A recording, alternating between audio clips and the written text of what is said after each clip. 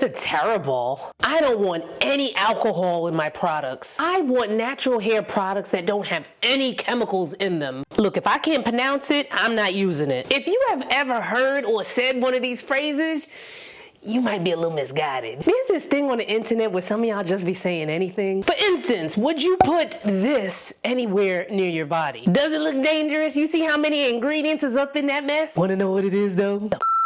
Strawberry. This isn't even a new demo, but some of the comments that I got in my last hair video had me thinking like, okay, we gotta clear this stuff up here. So let's clear up some misconceptions when it comes to some ingredients that can be found in natural hair products, but we're gonna do so with an actual cosmetic chemist. Joining us today is Esther Olu, aka the Melanin Chemist. She's been on this channel many times before. She is a scientist, a cosmetic chemist, and a licensed esthetician. You know, somebody who went to school for a long time to learn this stuff, and now they got a long resume, you know, that they've been working in the stuff, and they know what they talking about. Here they go. Sulfates. We often see products touting that they are sulfate free. We hear things like sodium lauryl sulfate. But what exactly are sulfates? So sulfates, they're a type of surfactant that are used for cleaning. And when I say surfactant, that means surface active agent. Surfactant is just short for surface active agent. And then these ingredients, they're helping to reduce the surface tension between two materials.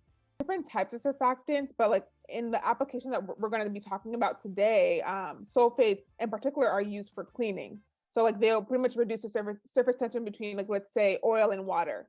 And like, let's say you're cleaning your hair, that's going to help like lift like the oil and like the dirt off of your hair. In general, sulfates, when people hear sulfates, like they tend to have like a bad reputation for being drying and stripping, and I can go on, but that's like a huge misconception. People are essentially grouping sulfates into one category. There are in fact different types of sulfates. So you already mentioned sodium lauryl sulfate, and I would say that's the one that gets like the most flack in the industry.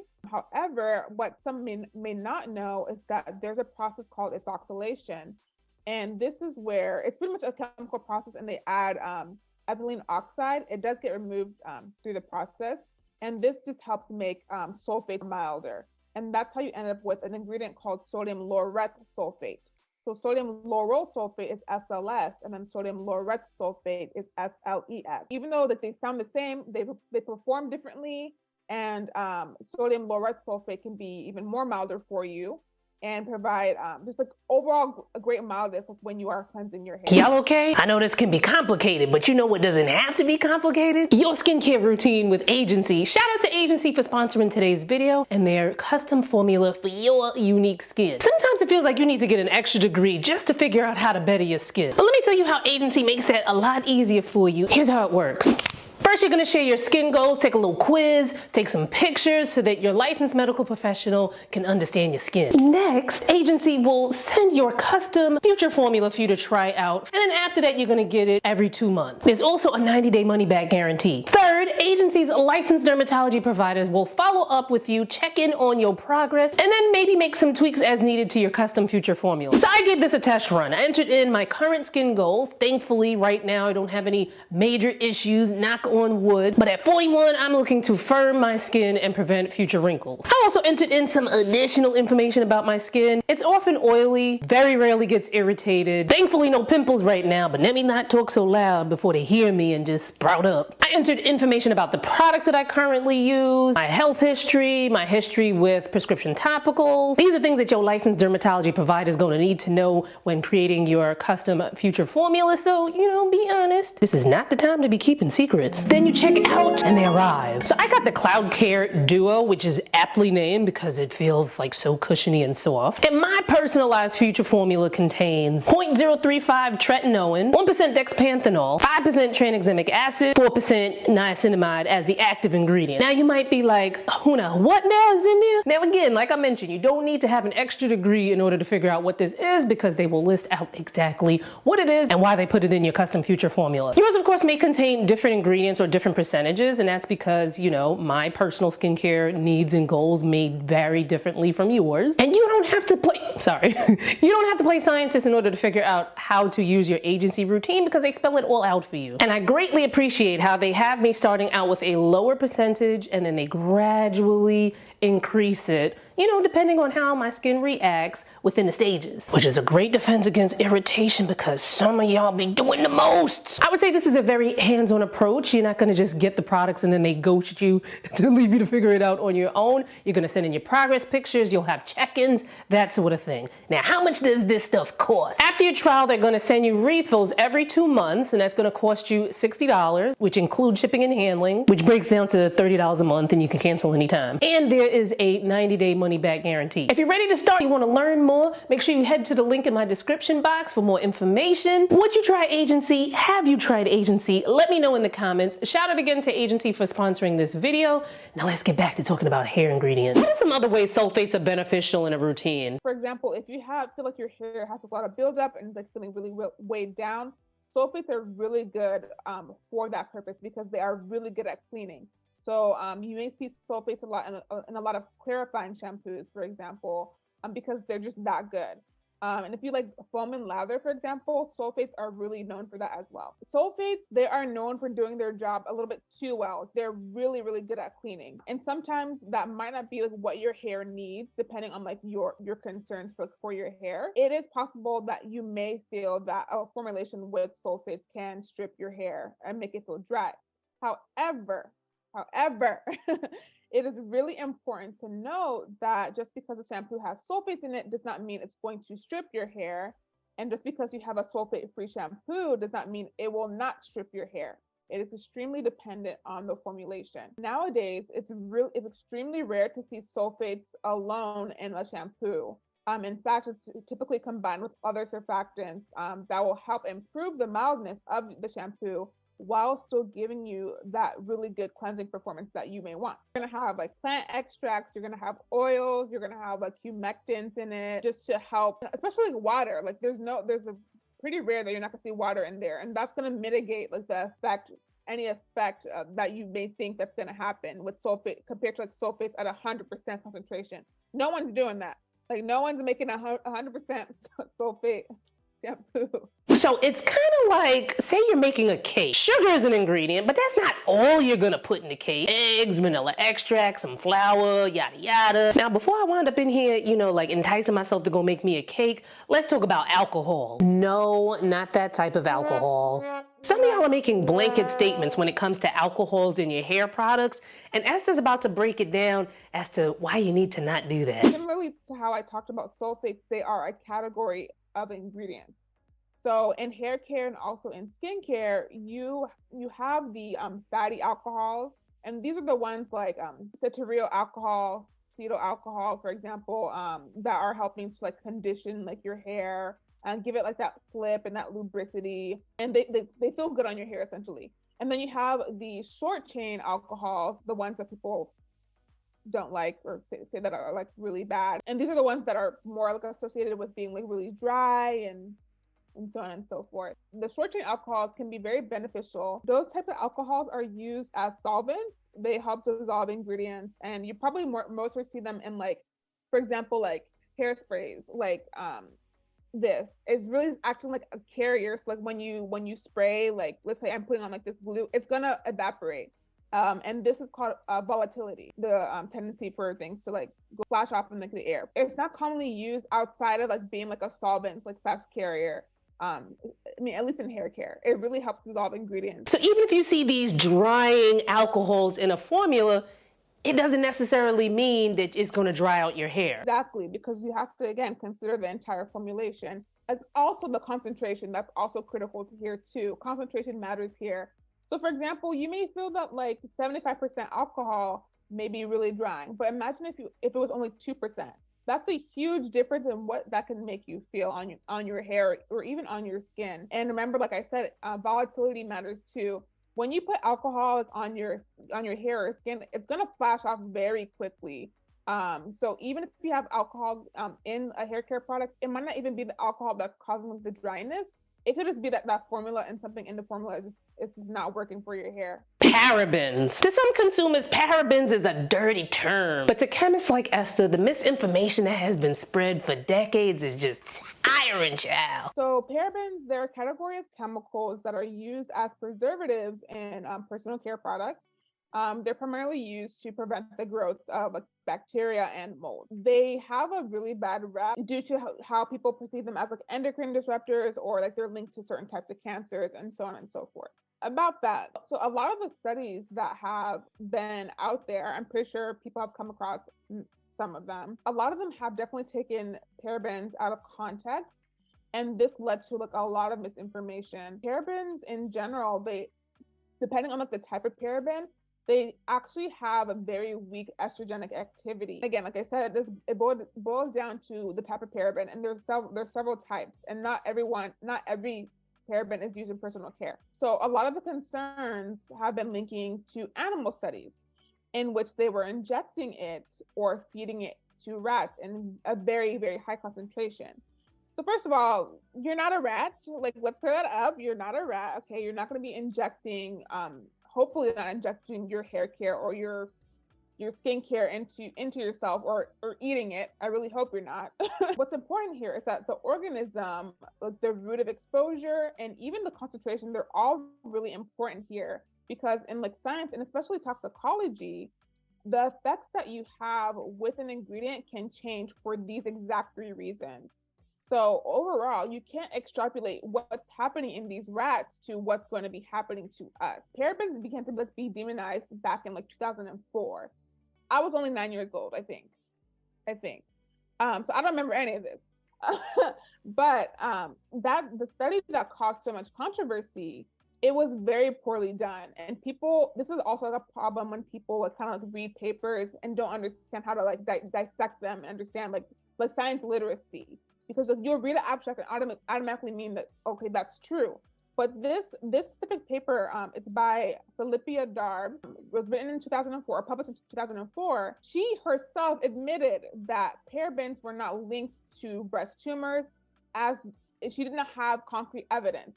So I believe the title of her paper was kind of alluding to that. But then when people were kind of like, "What are you talking about?" She was like, "Oh, I'm not concluding that they are linked to breast tumors." She didn't have the proof, because even that study, the study was so poorly done. Overall, they've been studied for over a century compared to some other ingredients in personal care, and currently there's like no conclusive evidence that in the applications and concentrations that they are used in personal care, that they are causing health problems. Formaldehyde. So formaldehyde is a naturally occurring organic compound that's produced in living organisms, including our human bodies.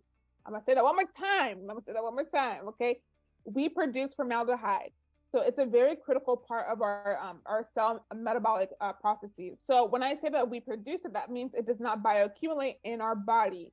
It does come in the form of a gas. While we produce formaldehyde, it does get converted into carbon dioxide, and we exhale it. On top of us producing it naturally, you most likely ingest formaldehyde through the fruits and vegetables that you eat. It is naturally occurring in our foods as well. Also, it is readily water soluble, so it does get rinsed away very quickly. Formaldehyde is classified as a carcinogen. I'm pretty sure people have seen that in the news and like research. However, a lot of the research around formaldehyde, what we do know is that it is a carcinogen when it is inhaled. So again, context is very important here. The biggest concern that I see about formaldehyde is that we're being discreet about like hiding formaldehyde in products, especially like hair care products. The reason why formaldehyde is used in personal care, or at least was as a preservative. And again, preservatives are the ingredients that are controlling microbial growth. We don't use formaldehyde in personal care products directly anymore. That was done years ago, so they stopped doing that. Times have changed, and now we use formaldehyde releasing preservatives.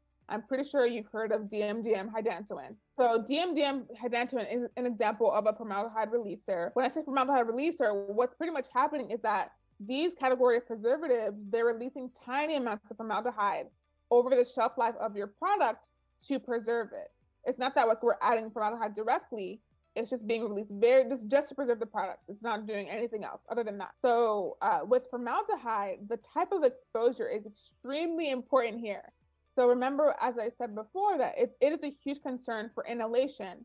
But when it comes to topical and like hair care products, for example, the exposure risk and hazard is very minimal.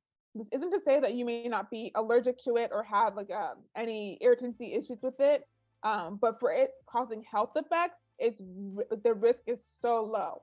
However, if you are a hairstylist or you get your hair done a lot, like get like keratin treatments, the Brazilian blowout, for example, there is a chance they are working with formaldehyde. If you are not in a properly ventilated area, that risk is going to increase. Because remember, like they're working with formaldehyde, so the chance of you inhaling it is a lot higher. So whoever you're seeing, when you get your hair done, and if you're a hairstylist, you want to make sure that you are in a properly ventilated room to make sure that you are reducing your exposure to formaldehyde. As I said before, for topical and just like regular hair care products, that risk is very minimal. Now let's talk about silicones. They're a classification of polymers that are derived from crystal quartz. This is also known as silicon dioxide or silica. So when I say polymers are substances that consist of like macromolecules, which are formed from like a repeating subunit. So when it comes to hair care, silicones, what they're doing is essentially forming a protective coating around your hair. And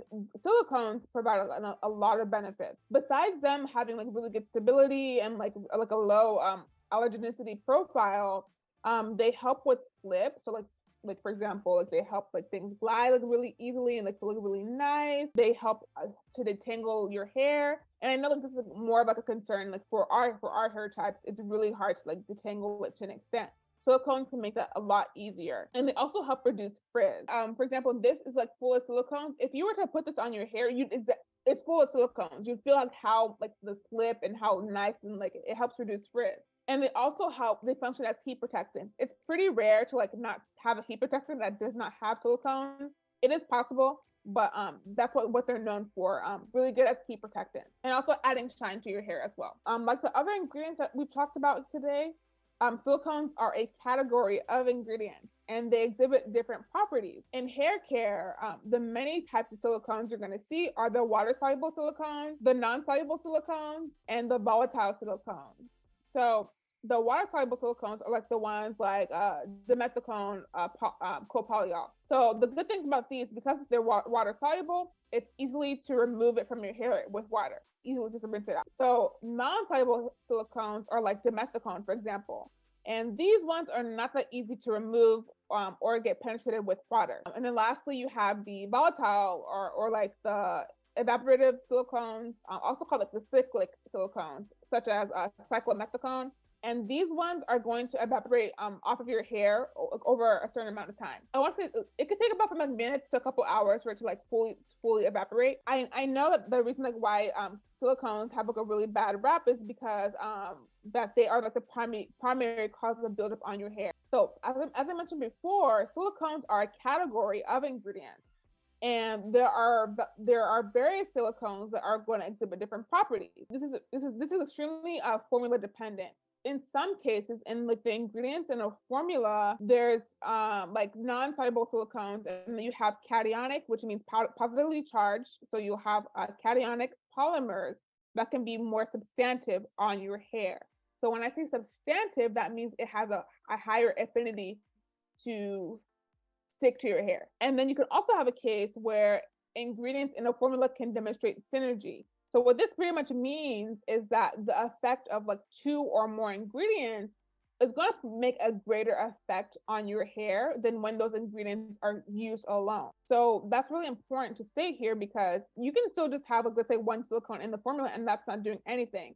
But remember, chemistry is like the interaction of ingredients, at least cosmetic chemistry. When you have those interactions, it might not even be silicone that's causing the problem. It could be an array of ingredients that's causing that buildup on your hair. All of that in combination, it could lead to buildup on your hair, and it's going to weigh your hair down and eventually to some extent lead to breakage. And then, if you have buildup on your hair, it's going to be harder to like treat your hair depending on like your hair concerns. Silicones also have a bad rep because people say they are bad for the environment. And a lot of this is really mainly associated with the cyclic silicones. So the good thing is, for the majority of the majority body of evidence, the silicones, they do not provide that great of a risk towards the environment. However, with cyclic silicones, they are regulated, especially in rinse-off products. Like you cannot use a high concentration of cyclic silicones anymore. A lot of companies are trying to move away from cyclic silicones, at least in like rinse-off products, to just be more environmentally conscious. Ultimately, silicones are fine. It really just again depends on like your hair needs, your hair concerns. If you choose to use a product that has silicones, just make sure to like wash your hair and to clarify it if you're really concerned about like buildup. Now, if you're feeling like after watching this video, you kind of get it, but you kind of don't, it's because you're used to people telling you, no, don't use any of that, or yes, this is amazing, this is good for you. But science don't work like that. So I'll tell you what I do when I'm curious about an ingredient. I will Google the name of the ingredient, and then I'll add at the end either Paula's Choice or Inky Decoder at the end. Those are sites that I trust for unbiased, science-based information. There are also a number of experts like Melanin Chemist, Lab Muffin Beauty Science, Glow by Ramon, who use their platforms to dispel a lot of the myths that are out there. I follow a number of people like that, and I look for consensus among them to help guide me. I do not use sites that are well known to cherry pick information, like the Environmental Working Group, EWG, Think Dirty, and the like. Now, although hair is a sub-genre on this channel, if you done got your edges snatched and you're looking to see how to grow them back, make sure you check out this video here. We're talking to a dermatologist who specializes in hair loss about some of the stuff that y'all tend to fall for when it comes to growing your hair back. Or if you want to continue with skincare videos, make sure you check out this video on things that you need to stop doing to your skin. Either way you choose, I'll see you in the next video.